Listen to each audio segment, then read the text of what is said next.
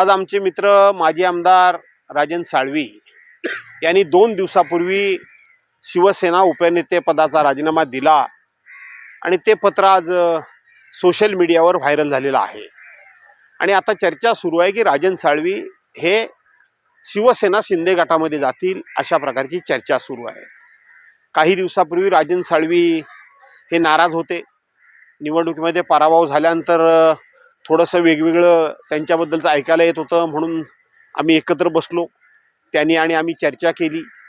त्यानंतर त्यांनी उद्धव साहेबांच्याकडे चर्चा करावी म्हणून आपण पुढाकार घेतला। उद्धव साहेबांनी त्यांच्याकडे अत्यंत मनमोकळेपणे चर्चा केली। त्यांचं ज्या कोणा पक्षातल्या पदाधिकाऱ्यांच्यावर नाराजी होती त्याचं सुद्धा समाधान करण्याचा प्रयत्न उद्धव साहेबांनी केला।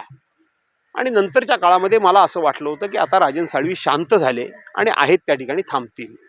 2च दिवसापूर्वी मी त्यांच्याकडे बोललो, त्याच्या अगोदर 4-6 दिवसापूर्वी पुन्हा ते मला भेटून गेले आणि त्या सगळ्या गाठीभेटीमध्ये आणि चर्चेमध्ये मला असं वाटत होतं की त्यांच्या मनातली निराशा, त्यांच्या मनातला राग आणि त्यांच्या मनामध्ये आता सर्व संपलं अशा प्रकारची जी भावना निर्माण झालेली आहे ती आता संपलेली आहे आणि ते पुन्हा आता उद्धव बाळासाहेब ठाकरे यांच्याबरोबर काम करतील असं मला वाटलं होतं। परंतु आता त्यांचा राजीनामा पत्र बाहेर आले। उद्या ते शिंदे सेनेत प्रवेश करणार आहेत असं ऐकायला मिळतंय।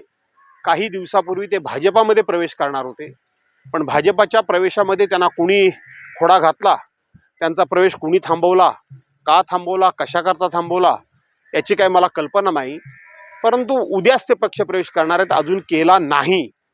त्यामुळं इथं सुद्धा त्यांच्या पक्षप्रवेशाला अडचण येईल असं सुद्धा वाटतं। आणि म्हणून राजन साळवींना मी तुमच्या माध्यमातून पुन्हा एकदा आव्हानवजा विनंती करतो, आहात तिथे थांबा। शेवटी तुम्ही आम्ही एक कुटुंबातले सदस्य म्हणून एकत्रितपणे हातात हात घालून आज लढायला उतरलो। पुन्हा एकदा बाळासाहेबांच्या शिवसेनेला हाक घातला तर बाळासाहेबांची पुण्याई आजही संपलेली नाही, आजही पुण्याई ती शाबूत आहे।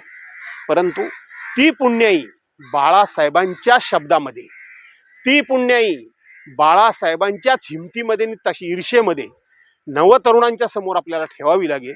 आणि तुम्ही आम्ही बाळासाहेबांच्या बरोबर काम केलेलं आहे, आपण ती पुण्याई, बाळासाहेबांचीच पुण्याई नव्या पिढीसमोर मांडू आणि पुन्हा पक्ष उभा करू असं मला वाटतं।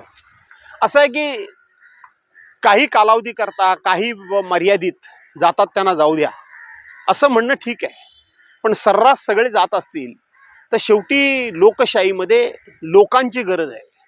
लोकांशिवाय, लोकांच्या ताकदीशिवाय लोकशाहीमध्ये बळकट होता येत नाही, मजबूत होता येत नाही। आणि म्हणून जातील त्यांना जाऊ द्या म्हणण्यापेक्षा त्यांना आता आपल्याला ही सांगण्याची वेळ आलेली आहे, अरे कुठे चाललात, तुमचे तर परतीचे दोर कापलेलेच आहेत। ज्या पद्धतीने विजापूरच्या किल्ल्यामध्ये एक मोठा खंदक खणलेला होता, इकडून जर घोडा तिकडून उडवायचा असेल किंवा पलीकडे जर पोचवायचा असेल तर ते खंदकातच विरोधकांचं सैन्य पडून मरत होतं। तशा पद्धतीनं कुठेही गेलात तरी आता खंदकच आहेत। त्या खंदकात पडून मरण्यापेक्षा इथंच थांबा, इथेच लढा, आपण लढू आणि पुन्हा एकदा बाळासाहेबांची पुण्याई उभी करू अशा पद्धतीचा एक आत्मविश्वास निर्माण करण्याची गरज आहे।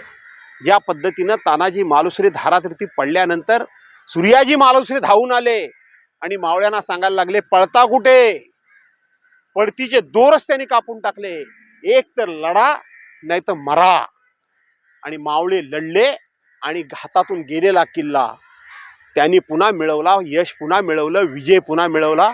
मला असं वाटतं की जातात त्यांना जाऊ दे म्हणण्यापेक्षा त्यांना लढण्याकरता उद्योग करणं ही आता काळाची गरज आहे। टाइम्स डिजिटलला लाईक करा, शेअर करा, सबस्क्राईब करा आणि बेल आयकॉन दाबायला विसरू नका। Times digital.